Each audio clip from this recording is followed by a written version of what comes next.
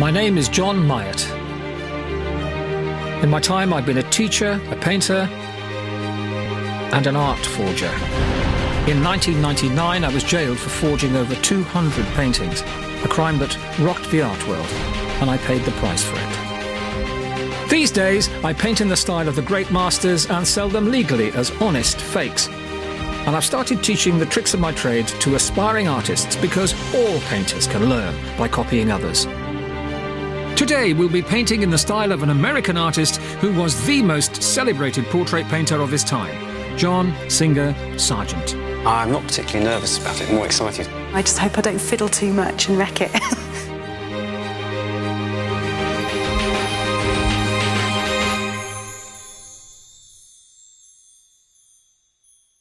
Hello and welcome to Middleton Hall here in Staffordshire. Well, in recent times, photographers such as Cecil Beaton, David Bailey, Mario Testino have been commissioned to capture the likeness of the world's wealthy and iconic people. But back at the turn of the 20th century, the great and the good, the rich and the famous were flocking to the studio of John Singer Sargent.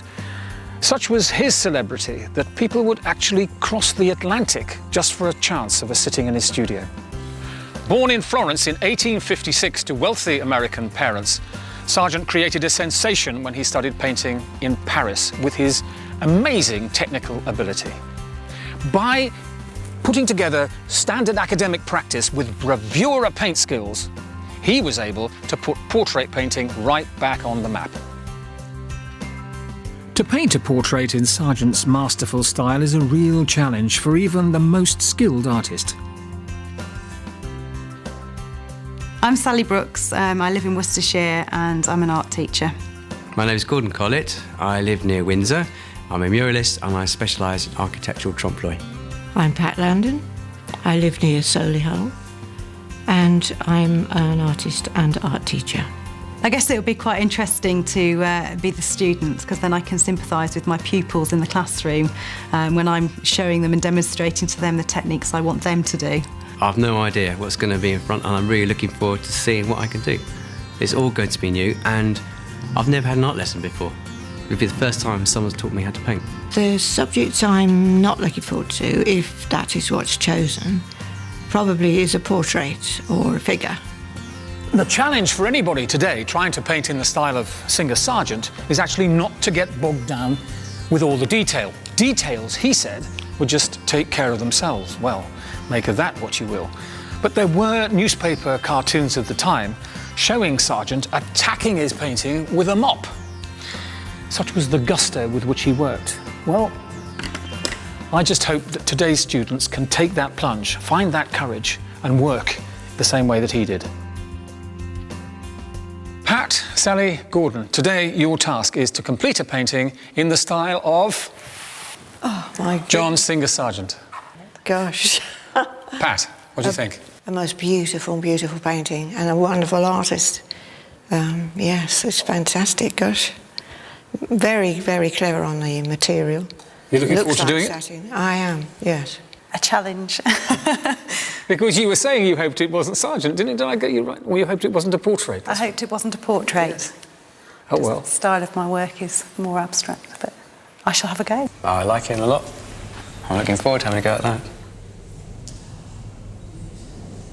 In a career spanning over 40 years, Sargent painted more than 500 portraits like this one of Nancy Astor. He painted numerous murals, watercolours and landscapes, but he is best known for these stunning records of early 20th century high society. He always drew the attention to the face.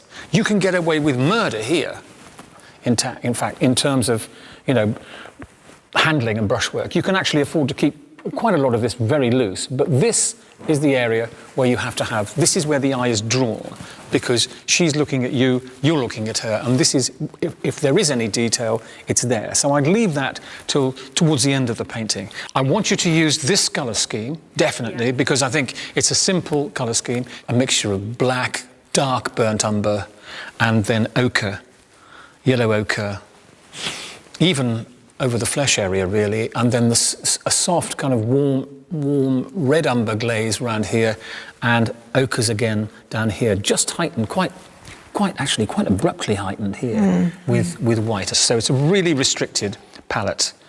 I think that's probably the only red moment in the painting, isn't it? Those lovely lips she's got, they're fantastic. I mean, she's a real corker, isn't she? I love this artist. I appreciate his work tremendously. Whether I'll be able to emulate it, I've no idea. I've taught myself painting by copying other people's work, and as I've been going along, my work is getting looser and looser, and just seeing the fabrics and the highlighting, I'm looking forward to seeing how much I actually know about that now. Portraits I haven't done for a long time. Life drawing I probably haven't touched for 13 odd years. So yes, it'll be a nice challenge for me. So ladies and gentlemen, here is our Edwardian socialite. Don't forget to tackle this job with flamboyance and gusto. This, after all, is high society. Let's go. These three may not be high society, but they've certainly taken on a big challenge. I really hope they can rise to the occasion. Right, just before we start, Pat, Gordon, Sally, I'm going to leave Sargent's painting here just so you can reference the proportions, so we can see how much of the head occupies how much of the canvas, just to give you some idea, okay? First thing is to remember that he used large dollops of paint, large dollops. He put vast quantities of paint, not tiny little bits, and we don't want a wishy-washy kind of thing. We want a lot of paint going on as soon as possible. Keep the centre of the work in an ochreish, get an ochreish kind of hue in the centre, dark towards the edge. He covered the painting, the whole painting surface, very rapidly. And you must do the same. As I said, if you ain't got it covered in 20 minutes' time, I'm going to do it for you. And I'm not joking. Could you just, for a moment, darling, could you just throw your head back that way so they can actually see what the neck is doing here? You'll a strong line down here of this muscle. So just hold it for a second. Can you just look at the head, please, everybody? Because that is going to be the final position. One of the hardest parts of portraiture is getting the proportions right. Yes, glad to see a few of you doing this. That's well done, Gordon. This business here is quite simply to actually get the proportions. Once you've established the actual size of the head from chin to the top of the head, you then drop this down here like so, and you can make a kind of mark. So 2 heads equals that mark just there. Now, keeping the same measurement there to there takes me to that mark there, quite a useful one. And again, down here to the wrist. So I kind of measured, you see, measured using the head as the standard unit of measure. Sargent would have worked the old-fashioned way. He would have worked from dark to light. So get the darkest tones in.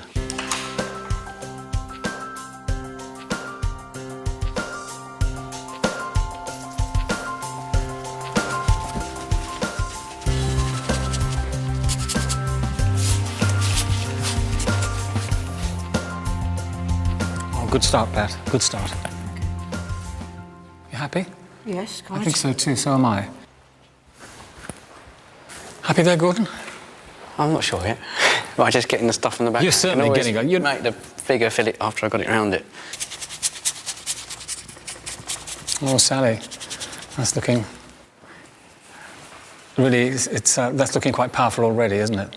I hope so. Yes. What a great start they're all making. John, is the head too big? Just a little bit, yeah. It's quite flattering to have the head small on the body anyway, but I think you've got the actual shape of the skull, if you like, right, but you've just taken... If we just lost that... we just put a bit of... If we just lost that there, just took that away... Yeah. And then actually establish the shade. The whole of the side of the head is in shade anyway. Yeah. But I would just... You're depending on the outlines at the present moment. It would be quite nice if you actually just blocked this. Right. And then we can jiggle the tones up and down. At the present moment, we're dependent on outlines. Yeah. And while we're shoving outlines around, we're only shooting with one gun instead of, half a dozen. We need to get the tones in. That's why we want those tones in quickly. Because if something is in the wrong place, I can just move a tone to that side or that side, and I can adjust all that. In art, there are many techniques that can help you with your painting. One of the very oldest of all academic tricks, and I'm sure you've all seen it, is that you darken the background to the this side of the face because this side of the face is catching the light. So you emphasize, and in this side where there's shade, you lighten the background. Have you seen that? You see it so often in academic painting. It's just an old trick and they always do it. Sargent was gifted with amazing technical virtuosity from the very beginning, but he applied an adventurous spontaneity to formal academic portraiture to create his own unique style, and was rewarded with instant commercial success. People flocked to his Paris studio to sit for dramatic, flattering, and sometimes provocative portraits. The only time he ever really had any controversy as such was early days in France with the infamous portrait of Madame X in the strapless dress. And this was considered just a bit too erotic for the time and led to a falling away of his customers in Paris. So he crossed the English Channel and set up shop in London. I've got a good feeling about today's students. I think they could really capture something of Sargent. Pat, Gordon, Sally, the time has now come, right? This is the moment when we actually blitz the canvas. And I don't mean the face, I mean the dress.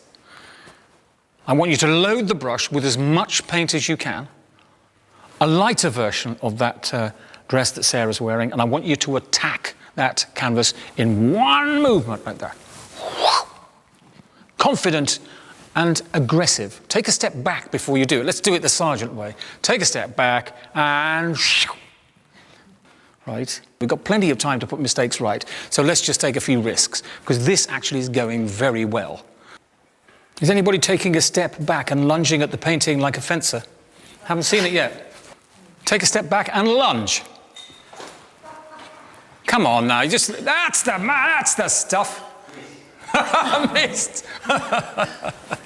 Take a step back, Pat, and lunge. I'm taking and a step lunge. back. That's it. Whoosh. That's the one.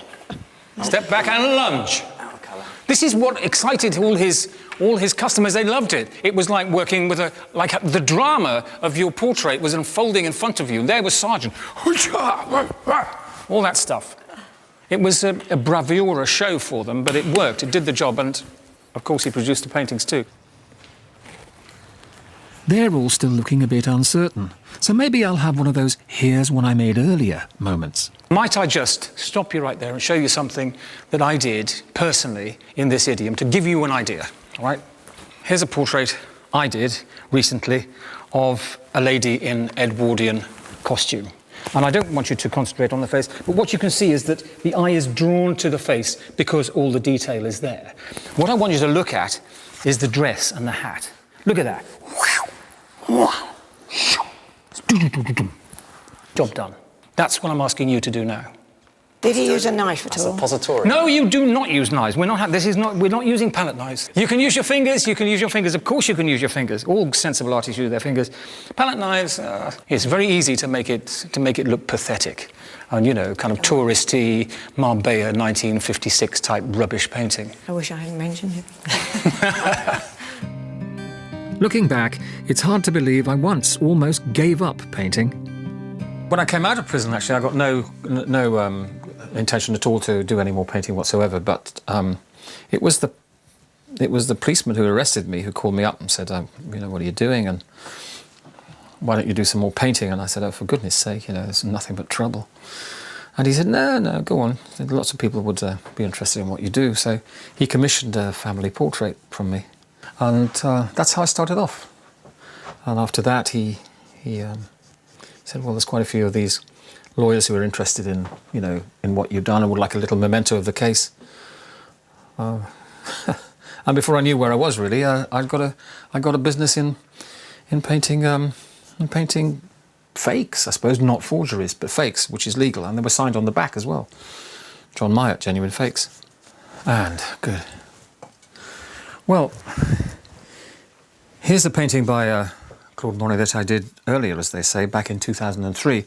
And what I've done here is microchip the back of it. I have a friend who lives locally who puts these AVID chips on the back, plus a little leaflet which actually identifies that chip to these numbers. If you want to remove that chip, what you've got to do is cut a hole in the canvas, because it wouldn't come off otherwise. And that is one way of of establishing the identity, as well as, of course, of signing it here, John Myatt, Genuine Fakes 2003. So I go to quite a bit of trouble now to make sure that they stay legit. Now I've gone straight, I really enjoy passing on my knowledge of painting to others. I think it's probably, I'm just getting here too soon, but what eventually, when Gordon has applied this mid-tone in this vigorous way, bit more vigorous, that's the stuff. When you've applied that mid-tone in that vigorous way, then almost pure white, I think, don't you? Just a few places, just the highlights.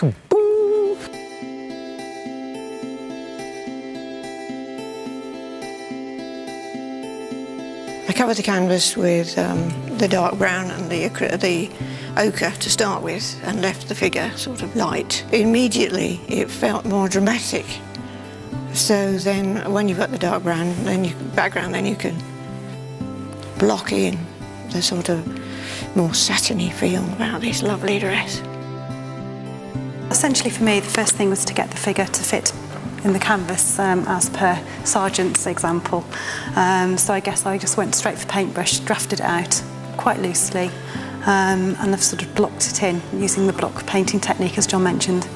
And now I'm fiddling, and I just hope I don't fiddle too much and wreck it.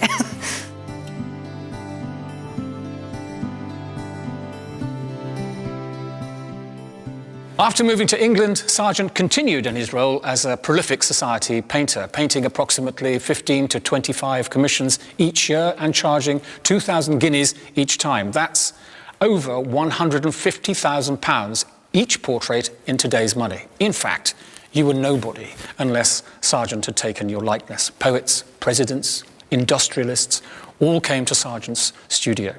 He was offered a knighthood by King Edward VII. But he turned it down because it would have meant giving up his American citizenship. Turning down this honour did nothing to undermine Sargent's popularity in Britain. Society beauties like Nancy Astor still sought out the flattery of his brush, and if we examine the painting carefully, we can see why. Can I draw your attention, all of you now, to the edges? Every transition here, as we go up, is a transition between really not a very adventurous transition. The tones are quite similar here. Here, the outline is almost broken. Here, dark against not quite so dark. And then we get a whole shadow area coming into the brown, and the brown bleeding back in until we come up to the shoulder. And that's where the whole drama of the outline changes. We've got light against dark. Look what happens when we get to the face, though. Look what he's done here. He's softened that edge right out. Right out. It's actually quite dramatically turned, isn't it? That's what makes this a professional piece of work. Find the edge of your work now, and if you can, particularly when we get up here, just soften slightly with your fingers, by just rubbing in ever so slightly, just softening the edge. And then at another point, harden it up. Well, she started well enough, but I think Pat needs a bit of guidance now. Don't dab too much, just put it on once and leave it, okay? And then this quite a strong cheekbone, particularly this movement over here, just a lovely strong highlight just there. Just. Okay, leave that now.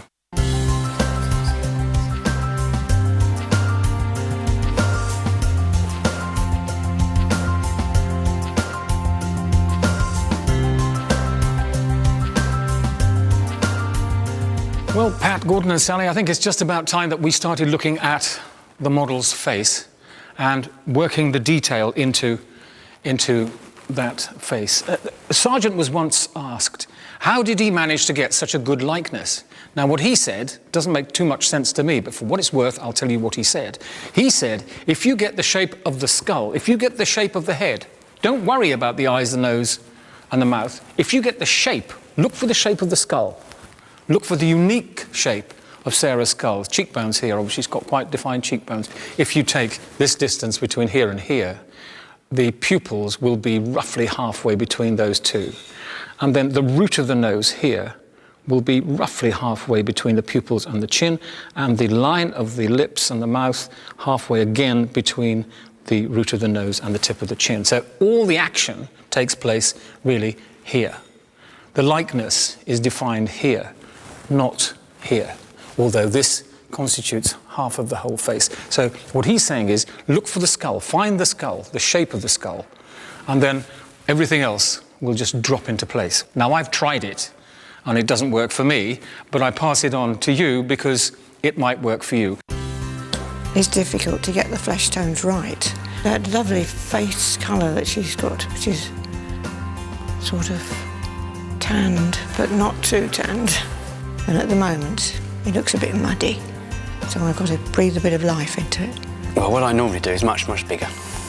I don't do little paintings at all, so this is, you know, fiddling.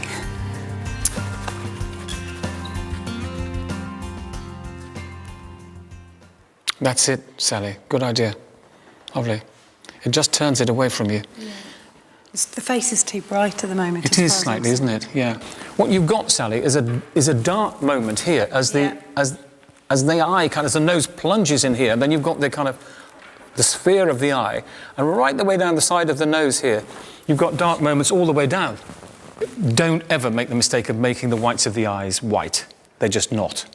By far the lightest moment on this face, I think, is this highlight, and if we have to have a highlight, it's here, on those pearls. Here, I think, maybe here, the light here, the tone value here, is lighter than the whites of her eyes. That actually, in black and white, is a lighter moment here over the top of the eye, that lovely sort of shape there, as the skull kind of curves under for the eye socket.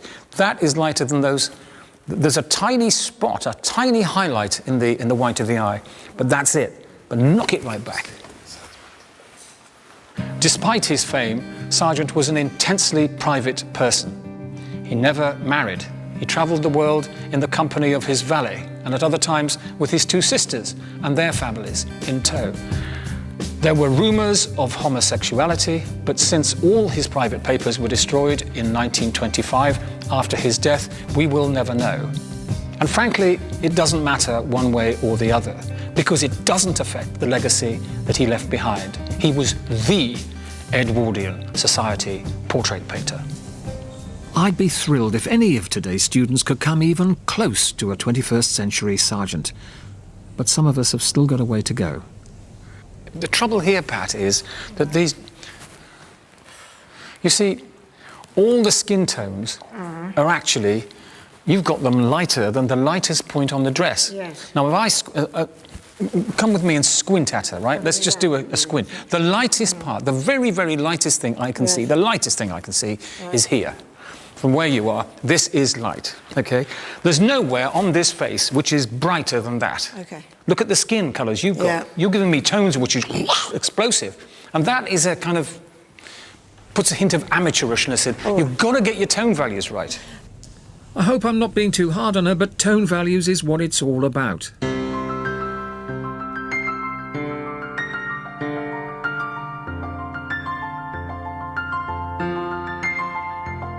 Today has been a real challenge for my three students to emulate in just one day one of the greatest portrait artists of all time. Well, it's quite a challenge, isn't it? Let's see if any of them have managed to capture the Sargent magic on canvas. Right, thank you very much, everybody. You've all done extremely well. Brushes down, if you will, please, and let's have a look at what we've got. I'm really hopeful that they've all done the master proud. Right, here we go, Gordon. You're painting in a lovely frame. You ready? What do you think? What do I think? Well, it's a nice frame. It sits in there nicely, colour match. It doesn't look too bad. I tried to do what you said. I wasn't trying to do a picture like I normally do. I was trying to do it in a Sargent-esque manner. Yes. So, like in the head, I did literally paint the skull. I think this would pass for a studio sketch. If I was Sargent, or if you were a portrait painter, what I'd do is I'd sit the model down and I'd think, OK, we'll just play with this for a few hours, and this is the kind of work that he'd come up with. And then, OK, he'll take the further 2 weeks to do the completed job. But no, it's a wonderful attempt. Very good. I would have liked to have felt like Sargent painting his easel, but it was just a little bit too small to get the old, you know, fancy strokes on. Pat, you're painting in a gilt frame. Here we go. What do you think? I'm not displeased with it. I don't think it's the slightest bit like Singer Sargent. You made a very good start, actually. I you were like in the there start, with the, yes. you're brushing away, weren't you? Well, that's what I love. But Yeah. then subsequently I realised that I probably was going away from what you actually were suggesting. This could do with glazing down. The tones are not, you know, this rather peculiar beetroot colour. So we should lose as soon as we could. Look at these edges here. This edge is a single journey all the way line. If this was a Sargent, it wouldn't be. No. Things like that are what distinguish the amateur from the professional. It's just what you do with your edges. And by professional, I mean early 20th century professional, academic painting. What you went to school to learn in an academy was how to handle your edges. When I've got at home in working on something else, I shall be able to rethink today what you said, and I shall use it. Thank you, John. Thank you, Pat. I sort of overworked it in that I went over the exciting bits that were there in the first place, and probably made it a bit too fiddly. So, Sally, like the other two students, you've worked very hard today. Let's see your painting in a gold frame. What do you think? I'm quite pleased with my end result. Where would you say the success of this work is, really? Possibly working at speed, surprisingly. I didn't think I was going to get it done, but I felt I worked pretty quickly and captured the dress and I guess the proportion. I love the way you've got this white highlight here. That's just lovely. You have played with the edges. As we go down the edge, we can at least have some kind of enjoyment of something soft happening here, down here, and suddenly dark meets light and we've got a bit of drama going down here and again up here, where we've got a hard edge turning into a soft one. That is what I was hoping to see, and that is classic technique, if you like, what you do with the edge. Well done anyway. Congratulations, and thank you very much, all of you. I felt sort of quite refreshed trying out some of Sargent's brush marks, but I wouldn't say my lunges were particularly successful. Well, it's been quite a day. Gordon's had an amazing success for a self-taught artist. Pat got off to a great start. But for me, of the three, Sally has got the closest to realising a Sargent. As to which is the best painting, well, that's for you to decide. I am so proud of my three students today. They have taken on someone with all the natural ability of a Mozart, an Einstein, or a Picasso. And they've managed to capture some of that poise and elegance of the grand master of Edwardian portraiture himself, John Singer Sargent.